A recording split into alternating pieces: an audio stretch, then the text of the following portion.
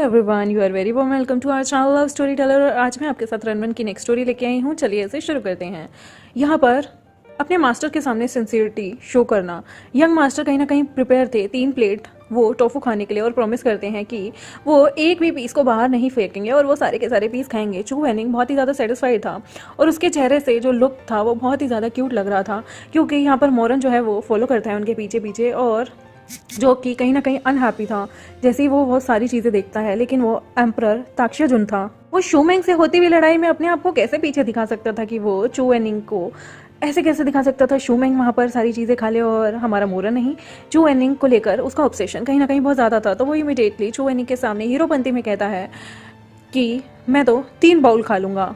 तभी चू वेनिंग कहता है क्या ये कुछ ज़्यादा नहीं हो जाएगा। यहाँ पर मोरन और शूमेंग जो थे वो एकदम एक्साइटेड होकर कहते हैं अगर आप हमें 3 और बाउल खाने के लिए दे देंगे तो हमें कोई दिक्कत नहीं है, हम वो 3 और बाउल भी खा लेंगे। चू वेनिंग प्यार से कहता है ओके, और वो कहता है प्लीज़ वेस्ट मत करना। वो सच में 6 बाउल दे देता है उन्हें टोफू के।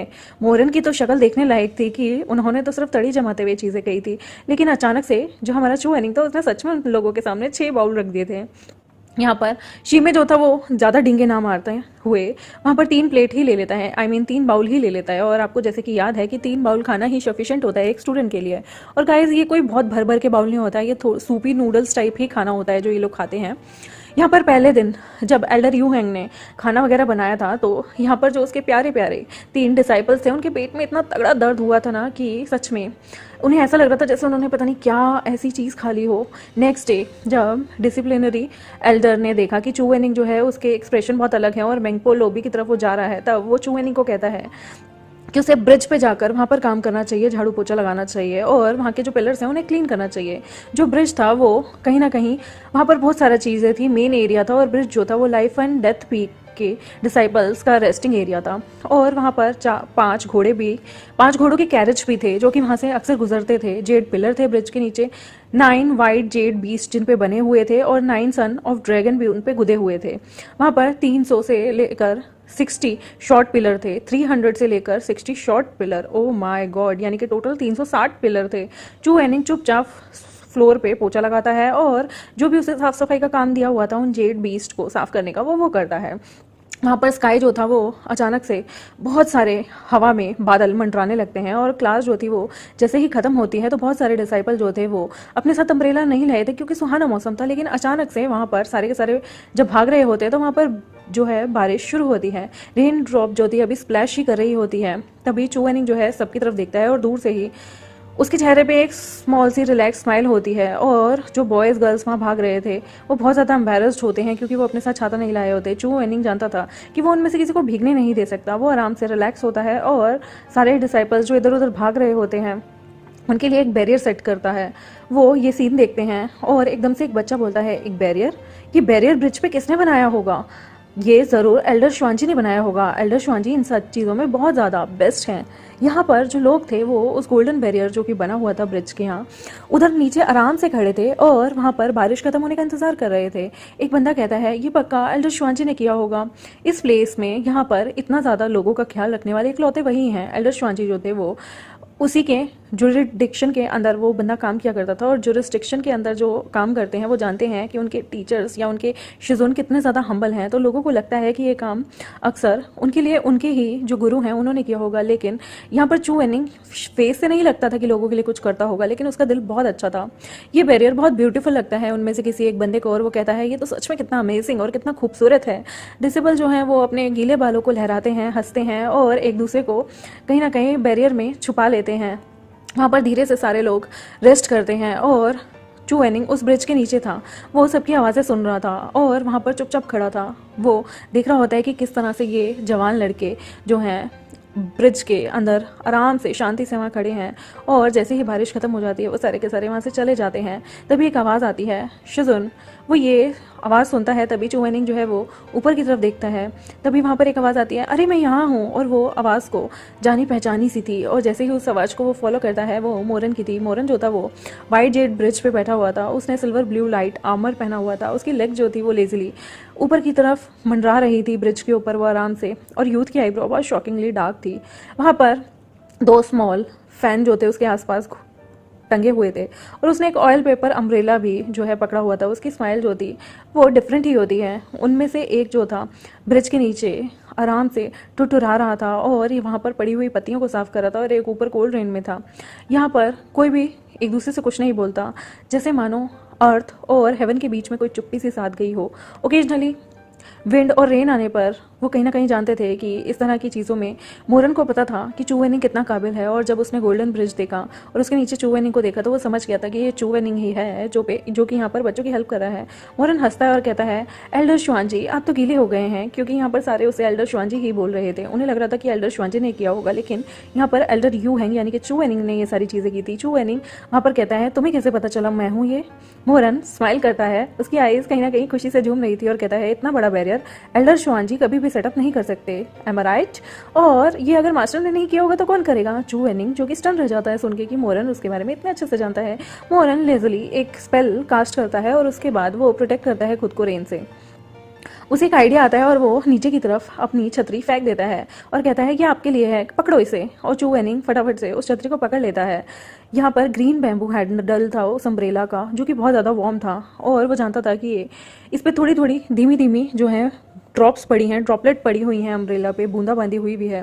वो चू वेनिंग वहाँ पे पूछता है, ये किस लिए? मोरन कहता है, मास्टर आपने अभी एक स्पेल लगाई थी और मैं जानता हूँ कि आपने अपने लिए वो स्पेल यूज़ नहीं की, तो मैं चाहता हूँ कि आप सेफली अपने जो जगह है वहाँ तक पहुँच जाएं। चू वेनिंग जो है वो अभी भी अपनी स्लीव्स को झाड़ता है। मोरन उसकी तरफ देखता है और हंसता है और कहता है, ये कितना ब्यूटीफुल है, इवन एक प्योनी पैटर्न भी, थैंक यू सो मच। चू वेनिंग उसकी तरफ देखता है और कहता है, ये प्योनी नहीं है, ये बिगोनिया है, जिसकी 5 जो है पत्तियां होती हैं। यहाँ पर चू वेनिंग की स्लीव्स पे एक प्यारी सी जो है फूल पत्ती हुई थी, जिसे मोरन प्योनी जान के कहता है। उसे पता था चू वेनिंग को बिगोनिया पसंद है। जैसे ही वो कहता है उसके बाद वो वहाँ से चला जाता है। वाइट रॉब के साथ एक रेड अम्ब्रेला वहाँ चल रहा था और मोरन जो है वहाँ पर खड़ा रह जाता है।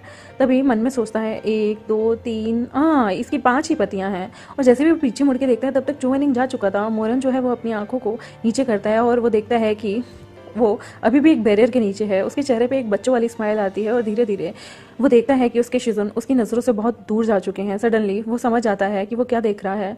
यहाँ पर मोरन के मन में चू वेनिंग को लेकर बहुत सारे इमोशंस थे। ये इमोशन मिक्स्ड क्यों है ये आपको आगे चल के पता चलेगा कि आखिर क्यों मोरन एक जगह इतनी नफरत करता है चू वेनिंग से और दूसरी जगह चू वेनिंग का ख्याल अक्सर उसके दिमाग में आता ही रहता है, चाहे कोई भी बात हो जाए। क्योंकि हमें भी नहीं पता पिछले जन्म में ऐसा क्या हुआ था कि मास्टर जो कि इतना काइंड है उसने शीमे को मरने के लिए छोड़ दिया हो। यहाँ पर जो रेन होती है उसकी 4-5 बूंदें और गिरती हैं और उसके बाद वो जो बूंदें थी गिरने के बाद यहाँ पर बादल छट जाते हैं और अब बूंदाबांदी या फिर बारिश का कोई निशान नहीं होता।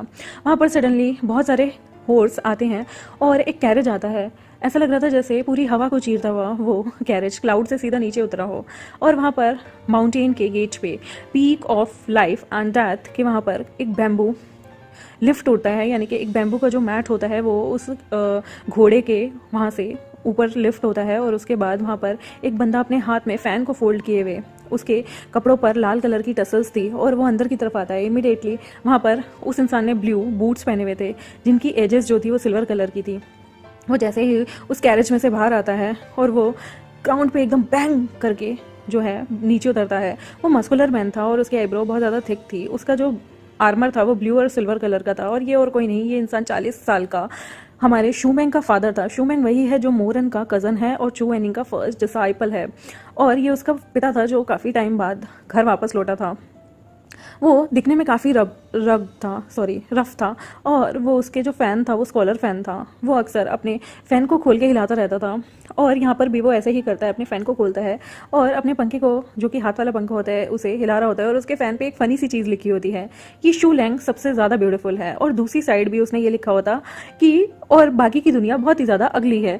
यानी कि वो हर वक्त अपने आप को प्रेज़ करता रहता था उसी प्यार से। यहाँ पर फेमस वो झिंगालू में सबसे ज़्यादा था क्योंकि उसका फ़ैन जो था ना, हैंड फ़ैन, वो सबसे ज़्यादा मतलब डिफरेंट था क्योंकि कोई भी इतनी बढ़ाई नहीं करता कि मैं सबसे ज़्यादा खूबसूरत हूँ और पूरी दुनिया सबसे ज़्यादा बदसूरत है। यहाँ पर ये बहुत ही ज़्यादा एम्बैरेसिंग था, लेकिन इसे ये सारी चीज़ें करना बहुत ज़्यादा कूल लगता था। लोग उस पर हंसें या ना हंसें, उसके सामने तो किसी की भी हिम्मत नहीं होती थी उसे कुछ भी कहने की। बस इसी चीज़ का ये फ़ायदा उठाता था। वो धीरे से अपने हाथ को धीरे से जेंटली अपने पंखे को हिलाता डुलाता आगे आता है। यहाँ पर जो शूमेंग का फादर है वो मोरन का अंकल भी है जिसका पूरा नाम है शू जेंगियोंग। शू जेंगयोंग जो है वो काफ़ी टाइम से कुछ बाहर गए हुए थे, तभी तो जब चू वेनिंग को सज़ा मिली तो शू मेंग जो था अपने फादर को नहीं बुला पाया था क्योंकि वो आउट ऑफ टाउन थे। यहाँ पर ड्रैगन ने बर्थ दिया था एक ड्रैगन को और फोनिक्स बर्थ देता था फोनिक्स को, लेकिन ये चूहे का बच्चा सच में अपने लिए खुद ही जो है जगह खोद दिया करता था। ये इस तरह के स्लैंग यूज़ किए जाते थे हमारे शूमेंग के पिता शू जेंगयोंग के लिए। ये रिवर्स लॉजिक था सेम, जैसे कि जो पिकॉक का बच्चा होगा वो सच में उसकी पूंछ जो होगी वो अपनी जितनी भी पंख होंगे उन्हें देख के कहीं ना कहीं बहुत दुखी होता रहेगा, क्योंकि जब उसके पंख लहराते हैं हवा में पिकॉक के तो वो अपनी टांगे जो कि बहुत ज़्यादा अगली हैं उसकी पूरी बॉडी में, उन्हें देख के रो पड़ता है। शूमेंग जो था वो कहीं ना कहीं उसके फीचर्स बहुत डेलिकेटेड थे और कंप्लीटली डिफरेंट था वो अपने पिता से। उसके पिता बहुत ज़्यादा रोब रखने वाला इंसान था और शूमेंग सिर्फ गुस्सा करता था। यहाँ दोनों को बहुत ही ज़्यादा अलग फील होता था क्योंकि शूलेंग अपनी पढ़ाई करने में बहुत ज़्यादा आगे था। चूल जेंगजियोंग यानी कि उनका जो पूरा नाम है बर्थ नेम शूलेंग है और शू जेंगजियोंग उनका जो है कर्टेसी नेम है, उनकी बॉडी जो है वो मस्कुलर थी और वो धीरे से कैरेज से नीचे उतरते हुए कहते हैं, अय है ये कैरेज में बैठना कितना ज़्यादा दुखदाई था, फाइनली मैं घर आ गया। वो दानशिंग पैलेस में आते हैं और मैडम वांग जो कि उनकी वाइफ है उनसे मिलते हैं, जो कि यहाँ पर कुछ दवाइयों को मिक्स कर रही थी। मोरन और शूमेंग भी जो है वो उनके पास बैठे हुए थे, एक उनके लेफ्ट में था एक उनके राइट में था। तभी वो धीरे से कहती हैं, ओहो इसको तुम ऐसे क्यों मिला रहे हो और शोयांग के साथ तुम इस दवाई को मत मिलाओ। तभी शूमेंग जो है उनके पास बैठा हुआ था कहता है, मदर मैंने काम कर लिया। मदर वैंग जो है वो स्माइल करती हैं अपने बेटे की तरफ और वो कहती है, ये ग्रास जो है ना इसे ढंग से मिलाओ ग्वांग्यू के साथ, तुमने बहुत टाइम से तुम ये सारी चीज़ें नहीं कर रहे हो, चलो। और इसका रिजल्ट ये होगा कि जो सूप है ना वो बहुत इफेक्टिव बनेगा, जाओ जाओ थोड़ा सा और काम करो। शूमेंग जो है वो कहता है ठीक है और वो मेडिसिन कैबिनेट की तरफ बढ़ता है। मैडम वांग जो कंटिन्यू कर रही होती हैं वो बता रही होती हैं कि किस तरह से दवाई को मिलाना चाहिए। मोरन जो है क्विकली उन्हें इंग्रेडिएंट देता है और कहता है, आंटी आपको पता है कि इस मेडिसिन को कैसे बनाते हैं। तो मैडम वांग जो थी वो कहती है, तुम्हें इन्हें ज़्यादा ब्रू करने की ज़रूरत नहीं है, बस इसे लो। जैसे ही वो उस पाउडर को मिक्स कर देती है तभी मोरन जो है वो उसे बोलता है कि मोरन को वो कहती हैं कि ये तुम एल्डर यू हैंग को दे देना। मोरन जो कि जानता था कि शू मैंग फर्स्ट ऐसा इंसान है जो ये पाउडर कहीं ना कहीं एल्डर यू हैंग यानी कि चू वेनिंग को देना चाहता है, क्योंकि उसके शरीर पे अभी भी जख्म थे। वो जैसे ही ये चीज़ देखता है कि शू मैंग का भी यहाँ पर ध्यान नहीं है, वो फटाफट से ना उस दवाई को ले लेता है, क्योंकि इससे पहले शू मैंग अपना नंबर चू वेनिंग के सामने बढ़ाए, क्यों ना वो बढ़ा ले। शू मैंग जो है वहाँ पर अकेला था, शू वेंग को अकेला देखकर चू वेनिंग के साथ उसे कहीं ना कहीं पसंद नहीं आता था। उसे ये आइडिया बिल्कुल पसंद नहीं था कि शू वेंग जो है वो अकेला चू वेनिंग के चैम्बर में जाए, चू वेनिंग के वहाँ एरिया में जाए जिसे वो लोटस पवेलियन कहा करता था। रेड लोटस पवेलियन में उसे बिल्कुल पसंद नहीं था, कहीं ना कहीं उसे जलन होती थी। फिर वो धीरे से सोचता है और कहता है, ऑल राइट आंटी ठीक है, ये मेडिसिन जो है बेटर है, क्योंकि वो कहीं ना कहीं जानता था कि जो हमारा चू वेनिंग है वो कड़वी चीज़ें नहीं खाता, स्पाइसी फूड नहीं खाता। और तभी जो मैडम वांग थी वो कहती हैं, हाँ ये थोड़ी बहुत तो कड़वी है, क्या हुआ। मोरन जो है स्माइल करता है और कहता है, कुछ नहीं। वो थोड़ी सी कैंडीज पास में पड़ी होती हैं फ्रूट प्लेटर में, वो उनको लेता है और थोड़ा सा उन्हें अपनी अपनी स्लीव्स में रख लेता है, क्योंकि उसे पता था चू वेनिंग जो है कड़वी चीज़ें नहीं खाता है। यहाँ पर जो पीपल थे पैलेस के अंदर वो फोकस कर रहे होते हैं दवाई बनाने में, और वहाँ पर वो देखते हैं कि एक बंदा हंसते हुए ज़ोर से डोर पे आता है। ये और कोई नहीं बल्कि शू मेंग के पिता शू जेंगयोंग थे। वो आराम से पैलेस में आते हैं और वो कहते हैं, बीवी मैं वापस आ गया, या फिर हिंदी में कहे सुनती हो, मैं घर आ गया। और तभी मैडम वांग प्यार से जो कि अपना काम कर रही थी वो एकदम से अपनी आंखों को ज़ोर से खोलकर कहती हैं, ओह हस्बैंड। मोरन भी कहता है, अंकल आप यहाँ। जो शू जेंगयोंग थे वो कहते हैं, रेनार तुम भी यहाँ हो, गुड बॉय, मैंने तुम्हें काफ़ी टाइम से नहीं देखा था और तुम बहुत लंबे हो गए हो, कैसे हो तुम, क्या तुम्हारा जो बटरफ्लाई टाउन में जो विजिट था वो ठीक गया। मोरन कहता है, ये ठीक हुआ, लेकिन वो पूछता है, ओह गुड, चू वेनिंग वहाँ था तुम्हारे साथ, मुझे पता है, वो तुम्हें कोई प्रॉब्लम होने नहीं देगा। और वैसे तुम्हारे मास्टर कैसे हैं, क्या वो अभी भी अपने वो लिटिल टॉय से खेलते रहते हैं और माउंटेन्स से। मोरन जो है वो ये सारी चीज़ें सुनता है, उसे थोड़ी एम्बेरसमेंट होती है। वो अभी एकदम से जब शूमेंग के पिता यहाँ आए थे तो वो उन्हें बताना नहीं चाहता था शिजुन की क्या हालत है। तो वो कहता है, शिजुन वो उसके अंकल जो है वो बहुत ज़्यादा गुस्से वाले टेम्पर के थे और वो बहुत जल्दी गुस्सा कर जाते थे, इसलिए वो जानता था कि उसकी प्रीवियस लाइफ में उसके अंकल की डेथ जो थी वो ड्यू टू मतलब काइंड पर्सनैलिटी की वजह से नहीं हुई थी, बल्कि गुस्सा करने की वजह से हुई थी। तो मोरन का जो नेचुरली वो नहीं चाहता था कि वो कैसे भी करके उन्हें चू वेनिंग के बारे में बताए कि उसने 200 जो हैं स्ट्राइक्स ली हैं, यानी कि 200 बार उसे मारा गया है हंटर से। या आप कह लें आयरन रोड से, और अब वो 3 महीने के लिए जो है वो ग्राउंडेड हो जाएगा, कैद में रहेगा। और ये सब सुनते ही वो उसके मुंह से सिर्फ आह का साउंड निकलता है। शू मेंग जो कि वहाँ पर आता है और एकदम से कहता है फादर। उसके पिता भी उसे देख के कहते हैं मेंगर। और यहाँ पर जो है मोरन कहीं ना कहीं बहुत ज़्यादा खुश हो रहा था कि अब चलो ये फादर और बेटा जो है ये अपने आप को प्रेस करते रहेंगे और उसे चू वेनिंग के बारे में बताने का अब टाइम नहीं मिलेगा। और वो चाहता भी नहीं था कोई घर में घुसे और हम उसे दुख भरी खबर दे दे, तो ऑब्वियसली बात है उस बंदे का थोड़ा मूड ख़राब हो जाता है। वो जानता था कि अब चू वेनिंग को पनिशमेंट मिल चुकी है, अब कुछ बोलने से या ना बोलने से क्या ही हो जाएगा। और वो जानता था ये जो पीकॉक जोड़ी है ना फादर और सन की, है वो खुद एक दूसरे को प्रेस करते रहेंगे। और यहाँ पर सच में ऐसा ही होता है। वहाँ पर वो सारे के सारे कहते हैं पिताजी 2 महीने हो गए मैंने आपको देखा भी नहीं। और पिता कहता है मेरा सन अब और ज़्यादा हैंडसम हो गया है। और यहाँ पर जो हमारा शू मेंग था वो कहता है लेकिन आप ज़्यादा हैंडसम लग रहे हैं सच में। शू मेंग जो था वो अपने फादर की तरफ देखता है। उसके फादर जो है वो काफ़ी अच्छे भले चंगे लग रहे थे। तब वो कहता है फादर की बॉडी जो है वो अब और भी ज़्यादा अच्छी हो गई है। तभी शू जोंगयांग जो है वो अपने हाथ को वेव करता है और कहता है इस पीरियड में कुनलुंग जो है वो ट्रेडिंग स्नो पैलेस में है और मैं चाहता हूँ कि आगे चल के तुम भी उसमें भाग लो। और मैं चाहता हूँ कि मेरा सन और मेरा नेफ्यू जो है वो उनके साथ आगे चल के कॉम्पिटिशन में भाग ले। वहाँ पर बहुत सारे सेसी पीपल भी आ रहे हैं जो कि बहुत ज़्यादा मुझे अनॉय करते हैं। मेंगर क्या तुम्हें अभी भी याद है वो मैं हैंशू? शू मेंग जो है इमिडिएटली एक लुक देता है जो कि बहुत ही ज़्यादा गंदा सा होता है और वो कहता है वो मोटा सा बच्चा जो ट्रेनिंग करता था और शेक्लूजन में 10 साल से भी ऊपर रहा था। मैंने सुना है कि वो ट्रेडिंग स्नो पैलेस के एल्डर मार्शल ब्रदर बन चुका है या उनके अंडर काम कर रहा है। और क्या वो सेक्लूजन से बाहर आ गया? तभी उसके पिता ज़ोर से हंसते हैं और कहते हैं मेरे सन की मेमोरी काफ़ी अच्छी है। ओ तुम कितने ज़्यादा यंग थे और वो भी अब वो जो है उस वक्त तुम्हारे साथ रूम में भी रुका करता था।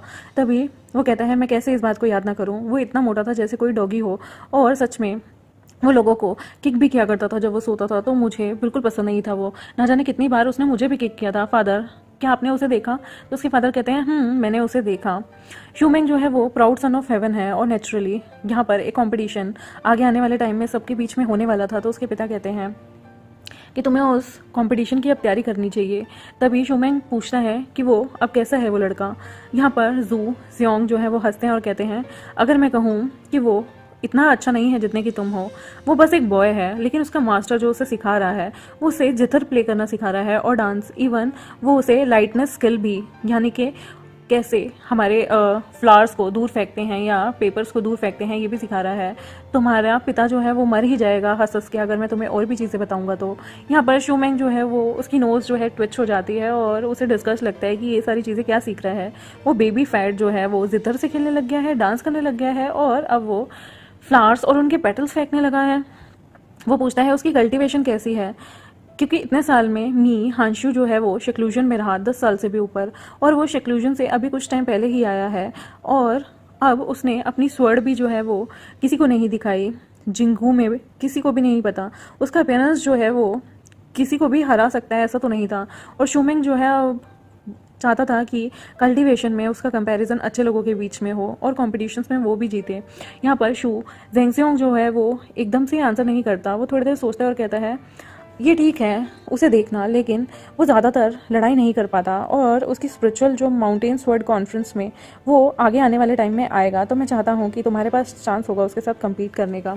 शू मेंग जो है वो कहीं ना कहीं अपने पिता को देखता है और कहता है वो फैटी बच्चा वहाँ आगे क्या करेगा, मैं उसे इतना जानता भी नहीं हूँ, और क्या उसे कम्पीट करने का वो भी मेरे साथ चांस मिलेगा। मैडम वांग वहाँ पर आ जाती हैं और वो अपना पाउडर वगैरह मिक्स कर चुकी थी। तभी शू मेंग को देखकर वो स्माइल करती है और कहती है मेंगर तुम्हें एरोगेंट नहीं बनना चाहिए, तुम्हें हम्बल बनना चाहिए और तुम्हें दिल से सबकी रिस्पेक्ट करनी चाहिए। शू मेंग जो है वो कहता है इसका क्या मतलब है कि मुझे हम्बल बनना चाहिए, वो मेरा कॉम्पिटेंट होगा और कॉम्पिटेंट को लेकर पीपल के मन में थोड़ा जुनून होना चाहिए। मैं स्ट्रेट फॉरवर्ड हूँ बिल्कुल अपने पिता की तरह। तभी यहाँ पे शू जिंगयोंग जो है हंसते और कहते हैं देखा ये अपने फादर की तरह ही चीता है, ना कि डॉगसन है। मैडम वांग जो है वो गुस्से में आ जाती हैं और कहती हैं इसे गलत मलत शिक्षा मत दो और तुम इसे बुरी चीज़ें सिखा रहे हो, क्या बातें कर रहे हो तुम ये सारी चीज़ें। जू जेंगयोंग जो है वो एकदम से अपनी पत्नी की तरफ देखता है और ड्रामा करने लगता है, माय वाइफ, मैं गलत था, मैं उसे अच्छी शिक्षा ही दूंगा, तुम मुझे हमेशा अच्छा कहती हो, प्लीज़ दुखी मत होना। मोरन जो है उसे लगता है अब ये पवेलियन छोड़ के जाना चाहिए। शुमैंग भी देख रहा होता है कि उसके फादर और मदर एक दूसरे को कितना मक्खन लगाते हैं और इनका ये अर्ली रोमांस शुरू हो रहा था और बुढ़ापे में भी इनका ये मक्खन लगाना, रोमांटिक बातें ख़त्म ही नहीं होती।